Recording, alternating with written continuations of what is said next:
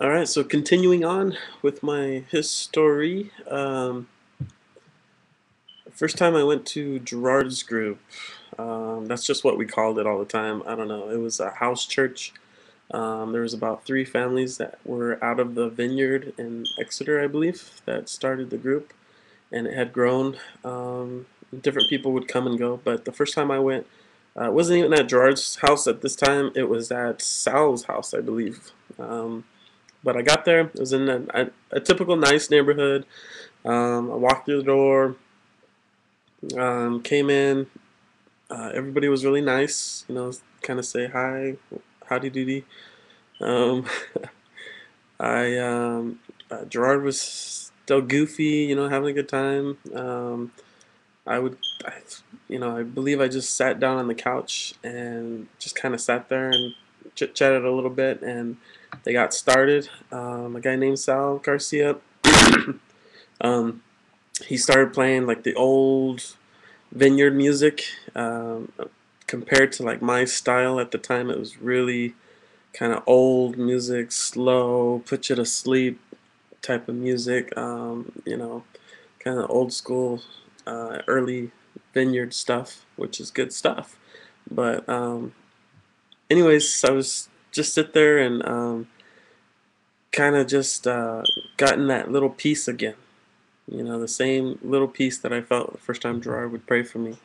Um, but I probably would have enjoyed it a lot more if I just kept my eyes closed. But I had them open. Just the stuff that I was seeing was just so weird. I mean, there's a lady off in the corner with these flags waving around. Woo. There's people on the ground. Some people were shaking their bodies. They're shaking like that.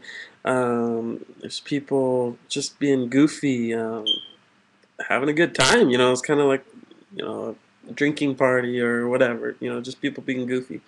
Um, Also, people just looking like they were high on drugs out in the corner, just laying there or whatever.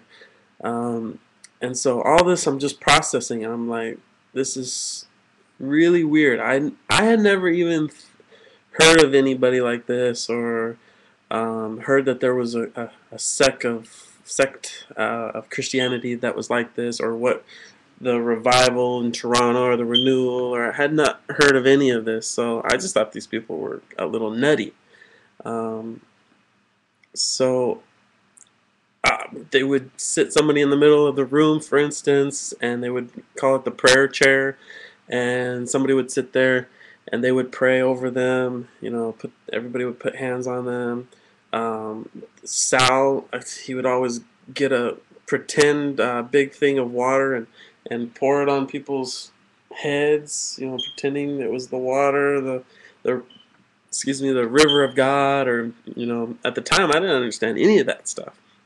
And these people would herk and jerk, and some of them, they would laugh, laugh and laugh for 20 minutes at a time, for no reason. I mean, nobody was telling jokes.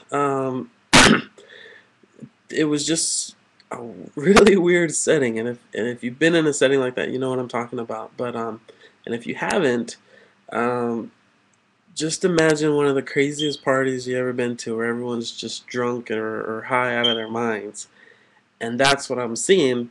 But they're doing it in the name of Jesus. And so it was really a lot for me to process at the time, and I really would have been embarrassed if someone saw that I had gone there. Um, but anyways, that was my first visit. At the time, my life had really gone into just having fun. Not bad fun. I was a Christian still. Um, I was playing basketball every day, for about 2-3 hours a day, usually at nighttime. So it was really hard for me to come to the group. I think I went once every month for a little while. Then it, but every time I left, I just felt a little more and more of this peace. And if you come from different backgrounds, I think all of us, a lot of times when we're out in the world, we don't have that peace. And it's something that you don't really notice you don't have at first until you have it sometimes. I had not realized how cold and heartless I had become. I saw a lot of violence and anger, and always looking over your shoulder, somebody wanting to kill you. Death was all around, anger, fighting.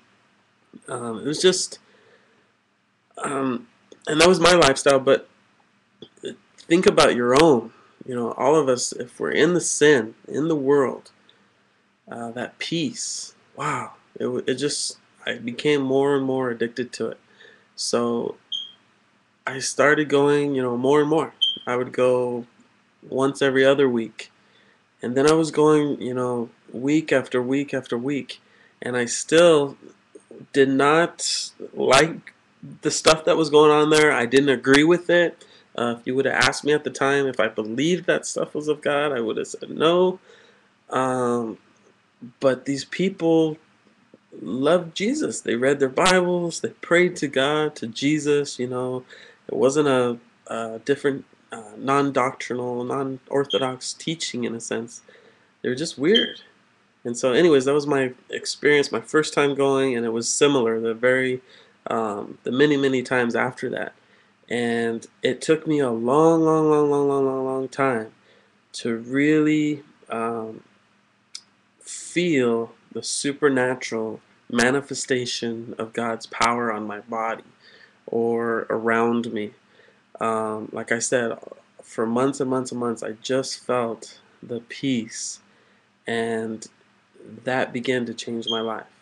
So, anyways, I want to expand and explain almost my biggest moment in my life, the first time that I felt God and that I knew beyond a shadow of a doubt, 110%, that I had experienced or felt something supernatural, something that wasn't just me feeling at peace because I was controlling the way I thought. No, it was like walking into a brick house, just bam. And so the next video I will do will be my time visiting the Father's House Church in Fresno, California.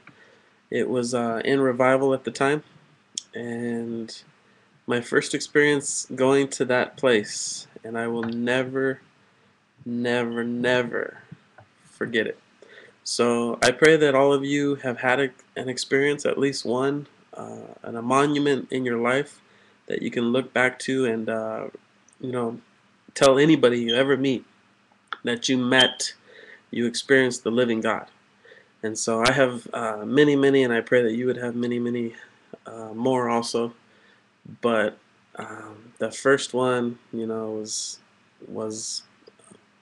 yeah. So next video, tune in, and I will talk about that a little more. God bless you guys. I love y'all, and peace.